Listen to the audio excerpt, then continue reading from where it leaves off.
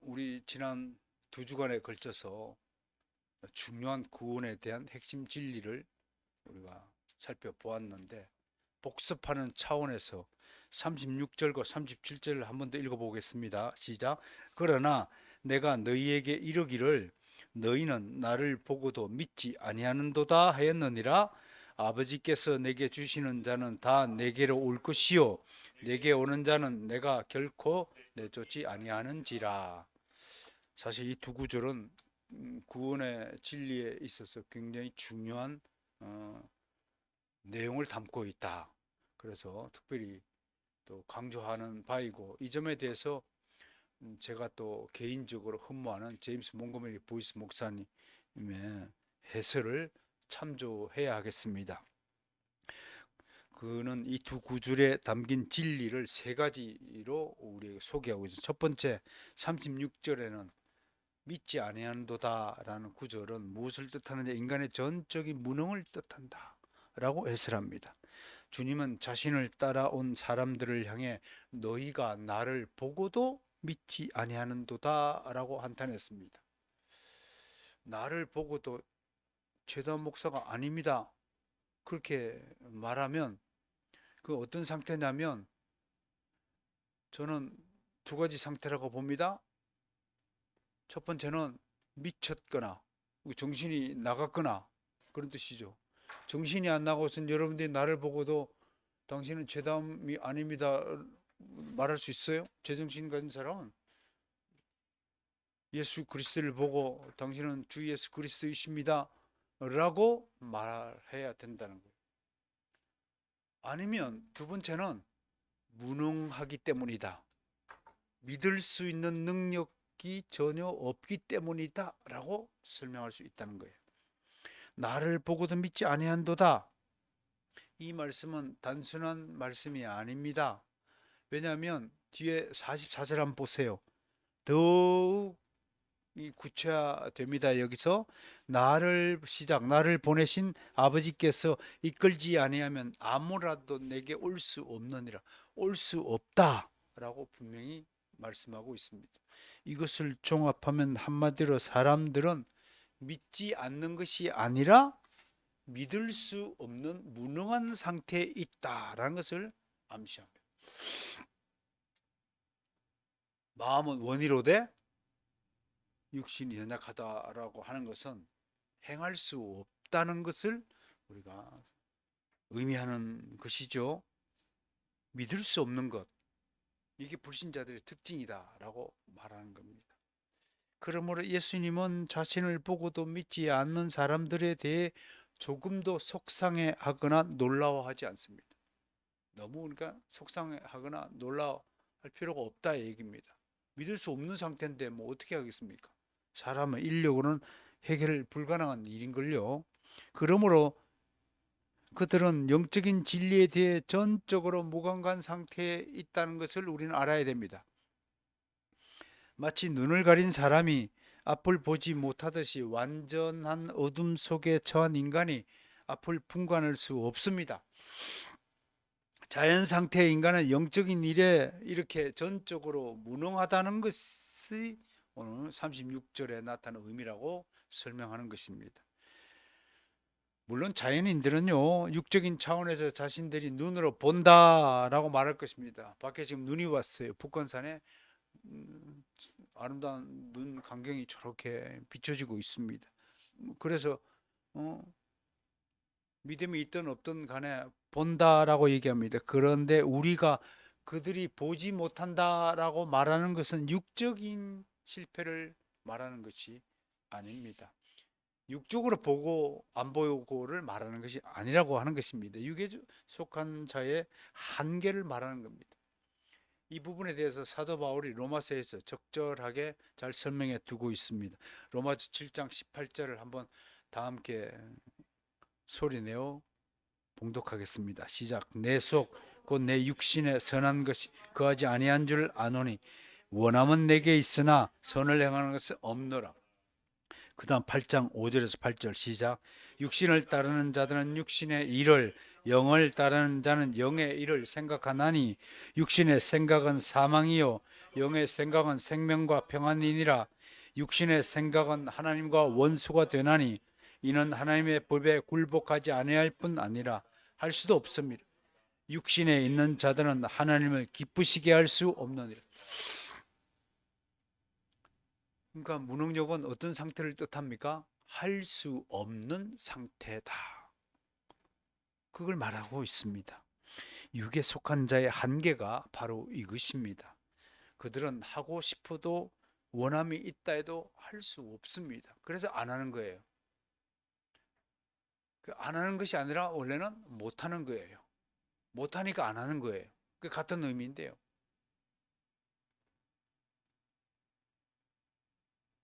이유가 뭘까요? 이유가 뭘까요? 그 사람이 왜 안 하죠? 왜 안 믿죠? 하나님이 그렇게 만드셨다라고 성경은 말하고 있습니다. 하나님의 은혜가 그렇게 작동합니다. 그러므로 이 은혜를 비껴난 인간 상황의 모든 비극은 자발적으로 주님에게로 오지 못하는 데 있다. 지난주 우리 불신자 유기자들의 특징을 좀 알아봤습니다. 그죠? 믿지 않고 말씀을 듣지 않고 주님께 가까이 나오지 못한다. 근원이나 기초나 기원에 대해서 생각하지 않고 살아간다. 뿌리를 생각하지 않으니까 종착역도 없는 거죠. 그냥 현세의 삶에만 관심을 기울인다 라고 설명한 바 있습니다. 그들은 눈으로 주님을 보고서도 주님을 알지도 못하고 깨닫지도 못하고 믿지도 못합니다. 그들은 의로운 상태에 있지 않으며 영적인 빛의 세계를 맛보지 못한 상태에 있으며 그리하여 모든 영역에서 하나님의 존재를 의식하거나 하나님을 기쁘게 하는 일을 의지적으로 수행하지 못한다는 것입니다. 그래서 그들은 주님 가까이 오지 못합니다. 성경이 줄곧 이것을 증언합니다. 성경은 우리가 허물과 죄로 죽어 있으며 하나님의 주권적인 의지로만 이루어지는 역사, 이적이 아니고선 주님에게로 나아올 수 없다고 말합니다. 예수 믿기 이전에는 우리는 어둠 속에 거했다, 허물과 죄로 죽은 상태에 있다. 에베소서에서 사도 바울이 그렇게 언급하였습니다. 그러므로 모든 구원은 인간의 노력이나 의지나 깨달음과 관계없이 오직 뭐로 받아요? 하나님의 은혜로 이루어집니다. 은혜가 없으면 구원의 기회가 주어지지 않습니다. 우리 자녀들이 부모와 같은 집에 살아요. 그죠? 왜 같은 집에 살죠? 부모가 낳았으니까요. 왜 우리가 구원을 받았어요? 하나님의 은혜가 우리에게 주어졌으니까요. 꼭 같은 이야기를 지금 반복해서 하고 있습니다. 두 번째 37절에서 두 가지 의미가 있어요. 하나는 선택에 대해서 이야기하고 있습니다. 그래서 37절은 구원의 희망의 메시지다. 그렇게 말합니다. 36절에서 사람을 혼자 내버려 두면 전적으로 예수 그리스도를 믿거나 하나님에게 나아올 수 없다고 말한다면 하나님이 어떤 사람들을 구원하기 위해 행동하신다는 메시지는 가장 크고 놀라운 희망의 소식입니다. 37절은 아버지께서 내게 주시는 자가 있다는 것을 증언합니다. 그리고 이 사람은 반드시 주님에게로 가도록 세팅되어 있다. 여러분, 우리가 지금 교회로 왜 나와서 예배드리죠? 아버지께서 우리를 그리스도에게로 주셨어요. 주셨으니까, 주신 존재니까 우리는 그리스도에 속한 자가 되니까 자연적으로 마치 자석에 이끌리듯이 그리스도께로 가까이 이른 겁니다. 내 발로 걸어간 것지만 사실은 주님께서 이끌었기 때문에 내 발이 주님께로 향하여 움직였다라는 것을 지금 말하고 있습니다. 그렇다면 이 사실은 한 사람의 그리스도인이 다른 사람을 복음으로 이끌기 위해 전도해야 하는 가장 기본적인 동기이자 동력이 됩니다. 이렇게 우리가 선택을 받았다, 반드시 많은 사람들 중에서 하나님의 선택을 받아 주님께로 가까이 갈 수 있는 사람이 있다라는 이 가장 핵심적인 진리는 우리가 다른 사람에게 복음을 전해야 될 가장 중요한 동기가 된다라는 것입니다. 생각해 보세요. 만약 아무리 복음을 전해도 한 사람도 주님에게로 나오지 않는다고 하면 우리가 전하는 복음 전도가 무슨 소용이 있습니까? 헛일이 되겠죠. 무용지물이 되겠죠. 복음 전도 하지 말아야죠. 그런데 우리가 왜 복음 전도를 해요? 그 많은 사람 중에서 주님께로 나아올 수 있는 사람이 있다는 사실을 믿기 때문에, 그게 몇 명인지 그가 누구인지는 모르지만 그 일을 우리에게 맡기신 것은 바로 이 일 때문에 그렇다고 하는 것입니다. 그러므로 37절은 복음 전도의 희망입니다. 이 위대한 약속의 말씀을 따라 우리는 지치지 않고 복음을 전할 수 있는 것입니다. 우리는 선을 행하다가 그래서 낙심하지 않을 수 있는 것입니다. 소망을 잃지 않게 되는 것입니다. 몽고메리 보이스 목사는 이것을 위대한 거래다 라고 말했습니다. 이 말에 저는 동의합니다. 정말 위대한 거래입니다. 하나님과 우리의 거래입니다. 그리스도인의 거래입니다. 하나님이 직접 할 수 있는 일을 우리에게 맡기신 것입니다. 복음 전도 사역을 우리에게 맡기신 것입니다. 사랑하는 성도 여러분, 그러므로 누구를 만나든지 때를 만나든지 못 만나든지 너는 말씀을 전파하라. 그 가르침을 잊지 않기를 바랍니다.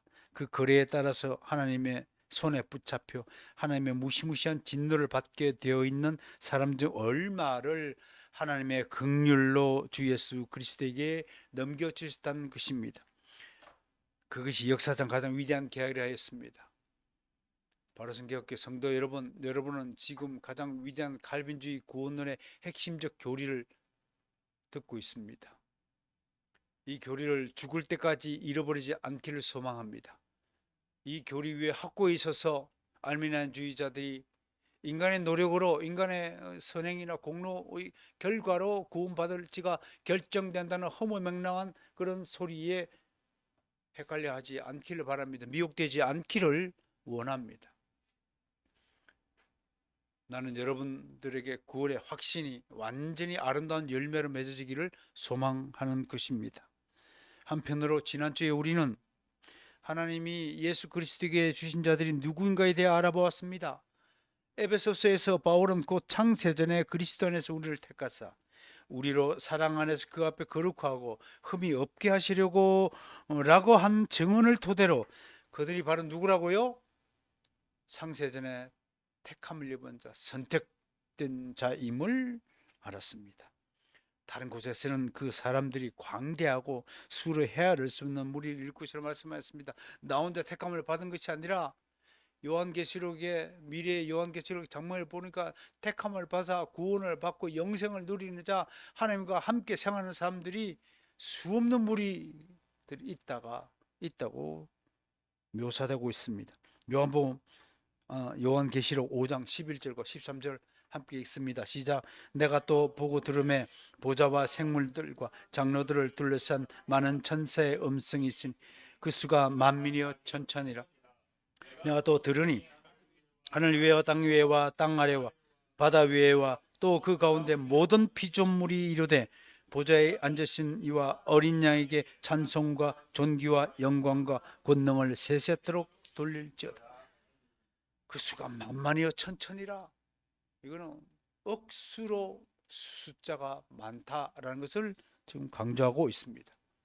그러니 외로워하지 마시길 바랍니다. 이 땅에 나만 핍박받고 나만 신앙 때문에 나만 예수 믿는 것이 아니라 수많은 택함을 받은 하나님의 사람들이 지금도 이 시간에 주 앞에 나와 예배하고 찬송하고 기도하고 하나님의 아름다운 목소리에 감흥을 받아서 감동 마음을 지금 가지고 있다는 사실을 잊지 마시길 바랍니다. 다음으로 세 번째 37절에서 나타나는 의미가 뭐냐? 바로 사랑의 끈으로 묶여 있다라고 설명합니다.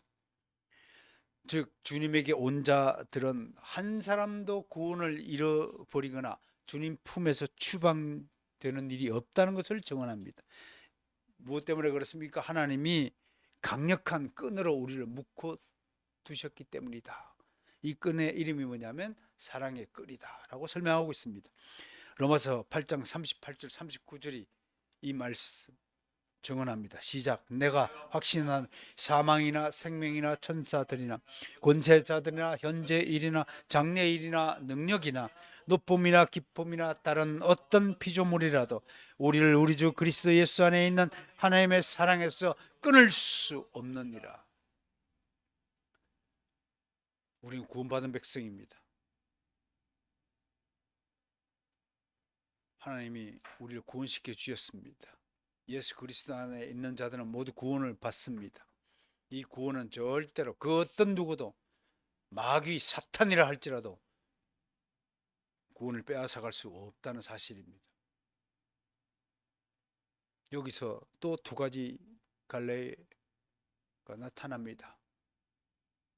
펠라기우스가 이런 수도사가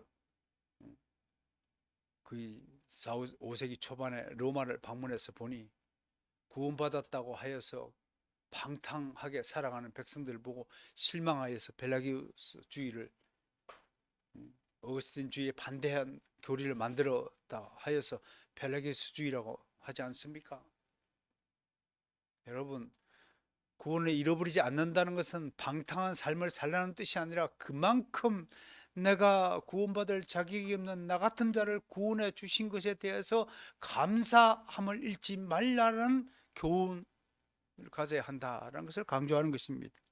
그런데 정작 구원을 받지 못한 사람들은 이러한 구원에 대한 확신마저도 거꾸로 해석을 한다는 것입니다.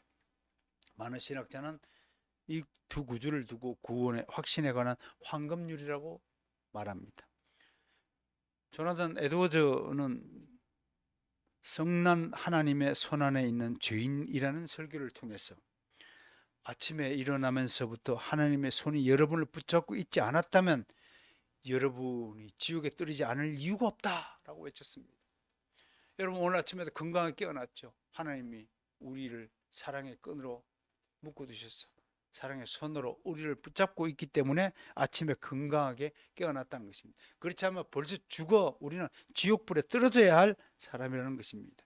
그는 어떤 사람도 전적으로 자유롭거나 자율적인 의지를 가지고 있지 않다고 보았습니다.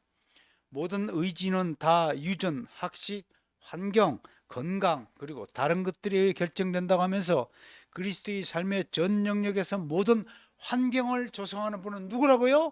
하나님이세요. 그래서 저는 이쁘라처럼 여러분 지상에서 살아가는 축복 중에 가장 큰 축복이 환경의 축복이다 라고 강조했습니다. 그리스도인이 받을 복에는 두 가지 복이 있습니다. 지상에서의 축복과 하늘에서의 상급, 그 두 가지가 그것입니다. 여러분 지상에서도 복을 많이 받아 누리시길 원합니다.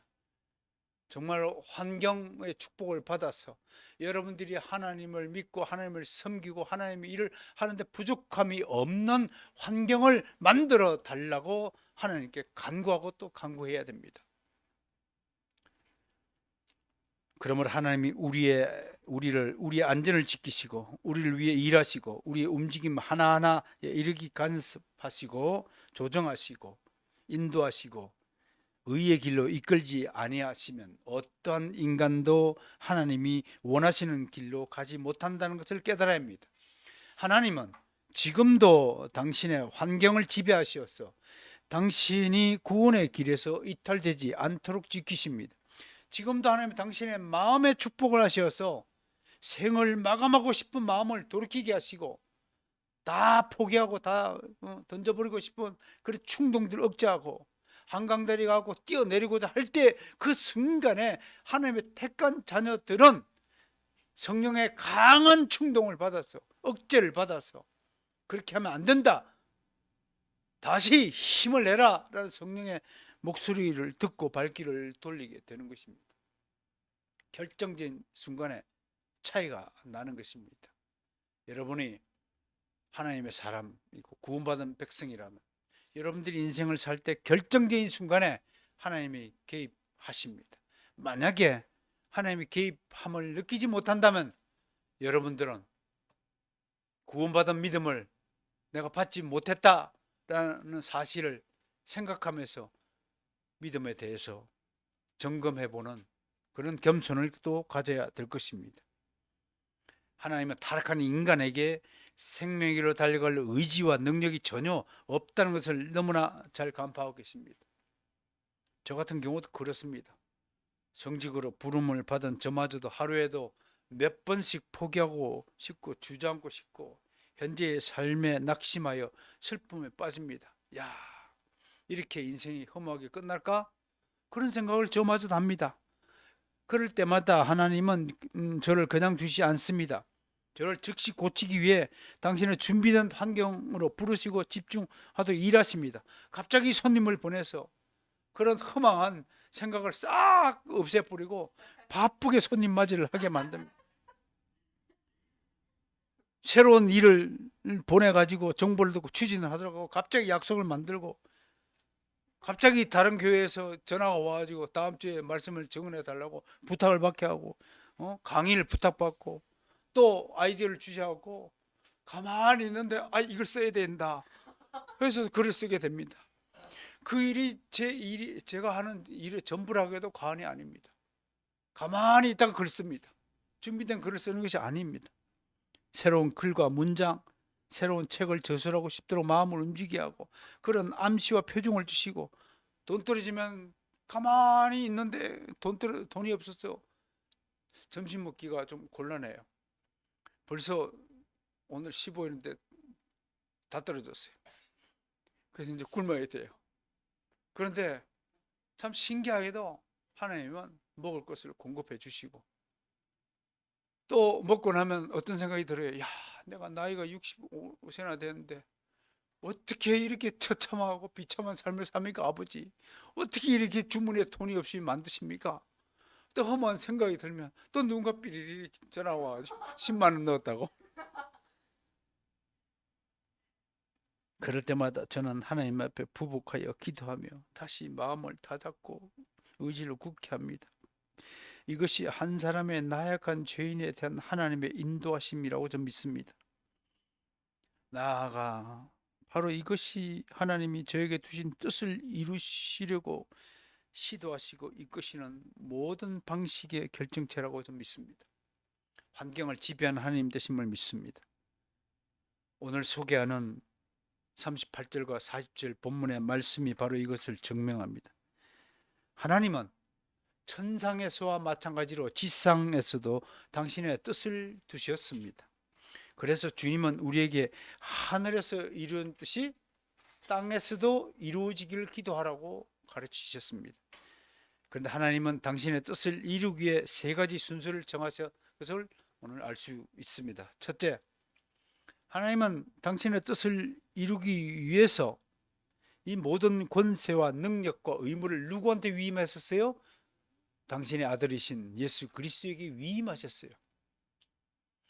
38절이 그것을 증언합니다. 주님은 내가 하늘에서 내려온 것은 내 뜻을 행하려 함이 아니요 나를 보내신 이의 뜻을 행하려 함이다 라고 말씀하십니다. 그러므로 하나님께서 지상에서 당신의 뜻을 이루기 위한 첫 번째 순서는 예수 그리스도를 이 땅에 보내신 것이에요. 하나님 자신이 하나님의 아들이라는 신분을 스스로 취하셔서 이 땅에 성육신하여 인간의 모습으로 이 땅에 오신 거예요. 당신 뜻을 이루려고요. 그 당신 뜻이 뭘까요? 당신이 택한 자녀들을 구원하기 위해서 이 땅에 직접 오신 거예요. 얼마나 놀라운 일입니까? 여러분들은 물에 빠진 사람을 구원하기 위해서 바닷속으로 들어가 본 적이 있습니까? 배가 침몰했어요. 세월호가 침몰해서 그 가엾은 아이들이 목숨이 희생이 됐어요. 그때 저는 내가 기적의 사람이 되어서 바닷속으로 들어가고 아이들 한 사람에서 끄집어내고 싶었었어요. 근데 우리는 할 수가 없어요. 여러분, 우리 주 예수 그리스도는 바로 그런 일을 하신 것이에요. 인간이 할 수 없으니까 예수 그리스도가 오셔서 우리를 구원해 주신 거예요. 그것이 첫 번째 순서예요. 두 번째 순서가 뭘까요? 이제 예수님이 오셨으니까 예수님에게 구원받을 사람들을 주셔야 되잖아요. 명단을 주셔야 되잖아요. 이 사람들을 구원하라. 응? 포로들이 다 잡혀 있는데 우리 쪽 사람들이 명단을 주시면서 그 수용소 대장에게 이 사람들을 해방시켜라, 그런 명단을 주신 거예요. 그 두 번째 일이에요. 택하신 자녀들을 주님에게 이양하신 거예요. 세 번째는 뭐예요? 이양을 받은 주님의 책무가 선포되고 있어요. 뭐예요? 이양하시면서 한 사람도 잃어버리면 안 된다. 한 사람도 낙오되지 않고 이탈되면 안 된다. 모든 사람을 다 구원해야 된다. 해방시켜야 된다. 하나도 잃어버리지 않는 것이 중요하다 라는 것을 오늘 말하고 있어요. 메신저는 자신에게 하달된 메시지를 하나도 가감 없이 전달해야 하죠. 대사도 마찬가지로 고국의 대통령의 뜻을 가감 없이 타국에 전달하는 책무를 집니다. 만약 대통령님의 뜻에 자신의 생각이나 뜻을 더한다면 그는 대사로서의 자격을 박탈당해야 합니다. 제가 만약에 하나님의 말씀을 맡은 자로서 성경에 계시되지 않은 하나님의 다른 말씀을 전한다면 저는 가짜 대사입니다. 나쁜 주의 종입니다. 하나님의 택감을 받은 자녀들을 위임받는 주님도 마찬가지죠. 주님은 아버지와 하나님에게 속한 하나님의 자녀들을 넘겨받음과 동시에 그중 한 사람도 잃어버리지 않고 천국에 데려가는 위대하고 영원한 직무를 위임받은 하나님의 아들이십니다. 여러분, 이것을 사명감이라고 하고 소명의식이라고 그래요. 나에게 주어진 책무를 다 굳건히 붙든 사람을 소명자라고 그래요. 여러분 소명자이십니까? 여러분 생활인입니까? 소명인입니까? 둘 중에 한번 생각해 봐야 됩니다. 여러분들이 24시간, 일주일이 168시간이에요. 일주일 168시간을 사시면서 여러분들의 생각이 나에게 주어진 책무를 중심으로 움직이느냐, 그냥 먹고 살기 위해서 생활인으로서 뱅뱅뱅 맴도는 사람이냐를 따져 보아야 하는 것입니다. 여러분, 모든 그리스도인은 하나님의 특별한 목적에 따라서 부르심을 받은 소명인이라는 사실을 잊지 마시길 바랍니다. 아직도 나의 소명이 무엇인가를 발견하지 못했다는 것은 아직도 나는 철이 덜 들었다, 믿음에 철이 들지 않았다, 아직도 믿음에 눈이 뜨지 않았다, 아직도 어리석은 자다, 뭐가 뭔지도 잘 모르면서 대충 사는 자다, 그렇게 말을 할 수가 있습니다. 그러므로 우리는 늘 명심해야 할 구원의 진리가 있습니다. 타락한 인간에게는 구원을 선택할 어떤 능력과 주권도 없습니다. 여기에 조금이라도 나의 의지나 능력이나 생각이나 판단을 더하여 구원에 대한 다른 주장을 한다면 그는 하나님의 뜻을 정면으로 위배하는 사람이 될 것입니다. 우리는 사람이 하나님을 선택하는 것이 아니라 하나님이 죄인 중에 구원받을 몇 사람을 선택하시고 구원으로 이끄신다는 것을 인정해야 합니다. 이것을 부인하거나 믿지 못한다면 그는 구원의 첫 단계부터 잘못 진입한 사람이 됩니다. 구원에 있어서 인간은 전적으로 무능합니다. 제가 쓴 구원론의 시리즈가 기독일보에 연재 중입니다. 아무도 읽지 않는 글이지만 저는 그것을 역사의 기록에 남기기 위해서 연재하고 있습니다. 그 글을 보면서 그 신문 기사를 이렇게 클릭하면 몇 명이 읽었는가가 표시가 되잖아요. 17명, 많으면 최고 많은 거 24명. 이 땅에 참된 구원의 진리를 알고 싶어하고 그런 구원의 진리를 체계적으로 습득하고 잘 저장하기를 원하는 사람이 20명밖에 없다면 그럼에도 불구하고 저는 하나님께 감사 기도하는 겁니다. 남은 자가 있다는 것을 소망으로 여길 줄 알아야 하는 것입니다. 다 죽어 엎드려야 될 사람임에도 불구하고 그 중에 몇을 긍휼히 여기셔서 우리를 구원시켜 주신 그 은혜, 보다 더 위대한 거래가 어디 있고, 더 위대한 선물이 어디 있고, 더 위대한 약속이 어디 있습니까? 그보다 더 좋은 은혜가 어디 있습니까? 북한 가보세요. 그 아이들이 먹지도 못하고 잠자지도 못하고 파카라는 게 어디 있어요? 북한 애들이. 남쪽에서 태어난 하이이 같은 저런 애들은 말 안 듣고 그러면 전부 모아가지고 북한으로 다 보내야 돼요. 한 달간 북한살이 하고 좀 와야 돼요. 그래 입에서 불평이 없고, 어? 게으름을 물리치고.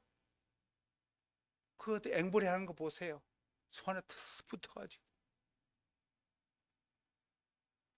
인도네시아 순교자의 소리가 인도네시아 이번 후에는 소식을 전해왔어요.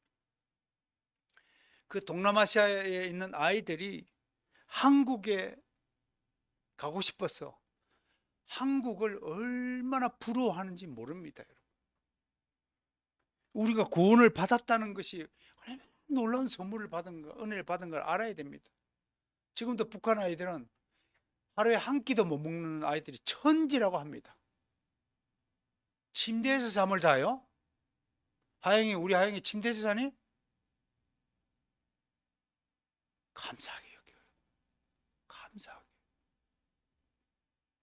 여러분 밥을 보리밥 먹어요? 쌀밥 먹어요? 예? 아마 한국에서 가난한 사람도 보리밥 먹어요? 쌀밥 먹어요? 보리밥을 일부러 찾아서 먹는 사람 시대가 되었잖아요. 응? 슈퍼마켓에 가면 과자가 몇 가지 종류가 있어요. 내가 하면 일부러 세알려 봤어요. 우리 때는 알탕, 라멘땅 딱 두 가지밖에 없었어요. 그 두 가지밖에 없던 과자와 라면 종류. 라면이 몇 개예요? 내가 농협 하나하나 맡아가도 35개 봐, 35개. 엄청 라면 종류가 많아요. 세알려 보세요, 좀. 이렇게 구원에 대해서 감사한 마음은 라면 숫자도 세알려 본다니까요.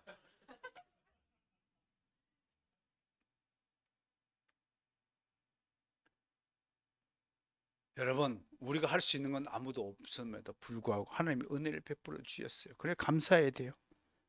우리는 무능한 존재라는 그 사실을 믿으시길 바랍니다. 구원에 있어서는 무능한 존재다. 그 진리를 선포하는 겁니다. 물론 이 무능은 육체적인 무능을 의미하는 건 아니죠. 타락한 인간의 본성 깊숙이 숨겨진 무능을 이야기하는 것이죠. 그래서 타락한 사람은 영원한 진리와 영생을 믿지 못합니다. 마치 눈먼 봉사처럼 영적인 것을 보지 못하기 때문에 그런 것이 실제한다는 것을 믿지 못하는 것입니다. 믿음이 없다는 것은 의지에도 영향을 끼칩니다. 그래서 믿음이 없는 사람은 안 하겠다라고 뒤로 물러납니다. 실상 안 하겠다는 것은 할 수 없기 때문에 나타나는 반응입니다. 신기하죠? 초등학교 때부터 대학교까지 공부를 합니다. 제가 초등학교 다닐 때는 제가 63명까지 있었던 시절을 기억합니다. 콩나물 시루 같은 교실이죠. 꼭 같은 선생 밑에 꼭 같은 교과서 가지고 꼭 같은 수업을 듣는데 왜 1등하는 사람과 꼴찌가 나타납니까? 여러분, 나는 어릴 때부터요. 야, 이거는 우리 때문에 이렇게 1등과 63등이 나타나는 것이 아니라 그렇게 만들어졌구나라고 생각했던 적이 있었어요. 그럼 제 말이 틀렸는가요? 아무리 공부를 잘하고 싶어도 머리가 나빠서 공부는 못하는 사람이 있어요. 그러니까 공부 못한다고 머리를 지어버릴 것이 아니라 머리를 나쁘게 태어난 부모가 내 꼴통을 치면서 그걸 따져야 되잖아요. 부모가. 그런데 어떻게 해요? 왜 이렇게 공부를 안 하고 못하냐? 공부를 못하도록 설계가 됐다니까요. 그러니까요, 여러분. 공부를 하다가 적당히 보다가 요놈은 공부 쪽이 아니다. 그러면 빨리 방향을 틀게 해주는 것이 좋은 부모의 역할이라고요. 대학에도 가지도 못할 애를 데리고 일부러 인문계를 보내가지고 그것도 누가 재수를 한답니다. 내가 분명히 예언을 했잖아요. 저는 인문계 가면 반드시 재수 삼수할 놈이다. 시간 낭비하지 말고 빨리 항공대로 보내라. 항공과로 보내갖고 옆에다가 벤치 달고 살게 해야 한다. 왜? 아무리 하고 싶다 할 수 있는 능력이 주지 않다. 그런 재능을 받지 못했다는 거예요. 그런 은사가 없다는 거예요. 하영이도 적당하게 공부시키다가 고등학교 때 보고 안 되면 빨리 방향을 저 요리사라든지 저렇게 게으름 피고 그러면 빨리 저 기술 학교로 보내요. 대학 어차피 못 갈 파야 그쪽 방향이 아니면 빨리 제 길로 찾아야 돼. 하영이 어떠냐? 미용사 길 갈래? 어떻게 할래? 너 그렇게 게으름 피고 주일 아침마다 늦게 일어나고 공부 안 하고 친구랑 맨날 주일날 놀러 다니고 그러면 내가 딱 결정할 거야. 네 부모한테 명령할 거야. 넌 대학교 못 보내. 내가. 알겠습니까? 왜 이게 단적인 예를 들어더라도 제 길을 찾는 것이 가장 행복한 길입니다.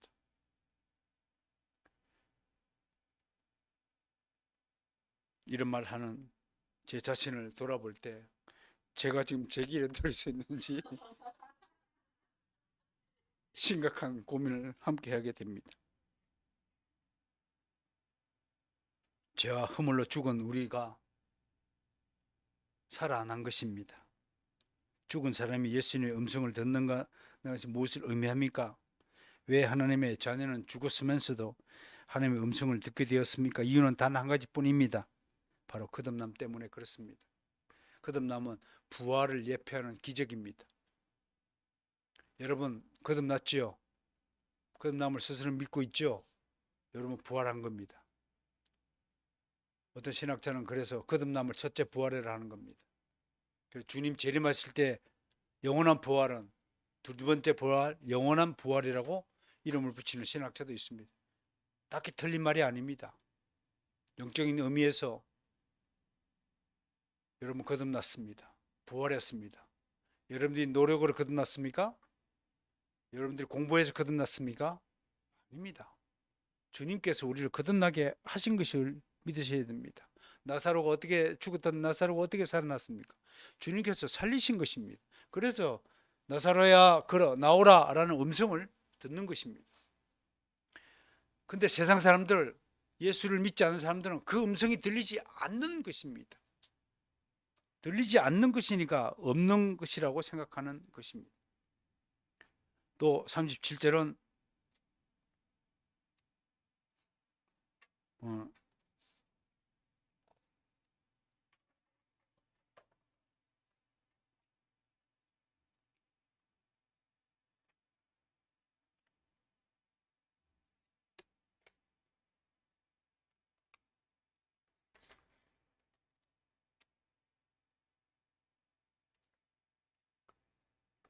예, 오늘 부활과 같은 기적을 이야기했고요. 주님이 살리셨기 때문에 그렇고 죄 가운데 죽어 있는 사람이 예수님을 믿으려 하면 그와 같은 과정과 그와 같은 기적이 필요하다라는 것을 말씀을 드렸습니다. 놀라운 것은 지금 예수 그리스도를 믿고 그리스도인으로 살고 있는 우리 모두가 바로 이 기적을 체험하고 거듭남이라는 부활을 경험하여 여기 이런 것입니다. 그러므로 한 사람의 그리스도인이 거듭난 것은 그 자체가 기적의 선물임을 믿으셔야 합니다. 모든 그리스도인이 기적의 선물이라는 사실은 우리 모두가 그리스도인 한 사람 한 사람을 천하보다 더 귀하게 여겨야 한다는 책무를 동시에 부과하는 것입니다.